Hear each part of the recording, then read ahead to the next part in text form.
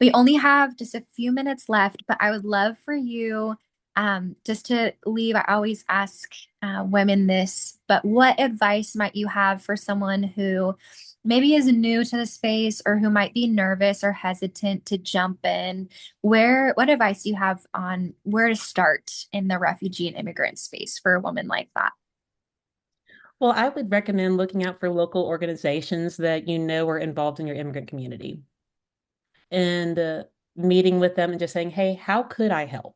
Like, what are my options? Because Mhm. again, I'm convinced more and more as I work with our local chapter, like there are some things that people are very well suited for, and there are some things that people are not well suited for. Hmm. We each have our own role to play, and it's important that we play the right role and know what role is going to be a good fit for us.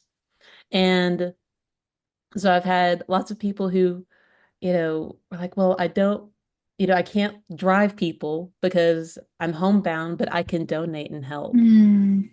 I don't speak lots of Spanish, but, again, with our young mom's friend who reached out originally is a medical interpreter. And so she's bilingual. And she said, well, just put me on the call Mm. and I'll interpret your conversation in the car. So that way you can talk. Hmm.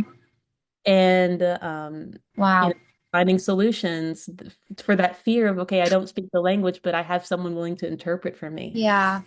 And then you can still build connections that way Hmm. with people, and to not be afraid if your language skills are in your mind lacking. Hmm.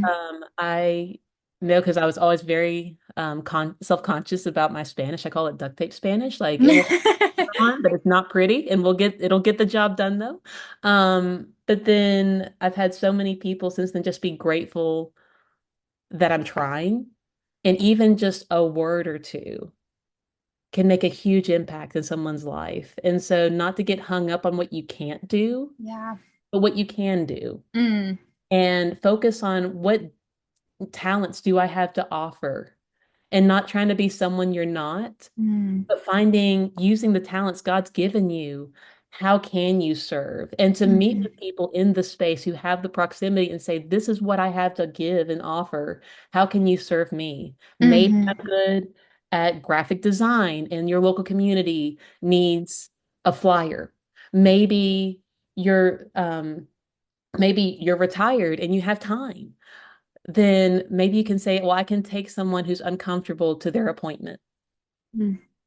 Maybe if you're luckily, multilingual, then there's lots of ways you could potentially serve in your community. And for people who think there are not immigrants in your community, I do ask that you reevaluate that. They may not be spaces where you think they are, but where our young mom is, like, it's not in a large immigrant community. And that's one of the reasons she needed the extra help, Mm.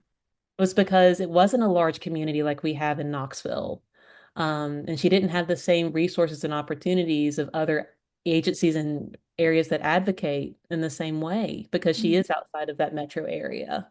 And to not get discouraged, to think that you're the only person who thinks this, like if anything, that's definitely a reason to join Women of Welcome, because it's Mm. understanding um, that there are people even in your community, no matter how your community votes and how you assume they think. There are people there who have the same feelings that we have, and it's so important to connect with them if you can find them.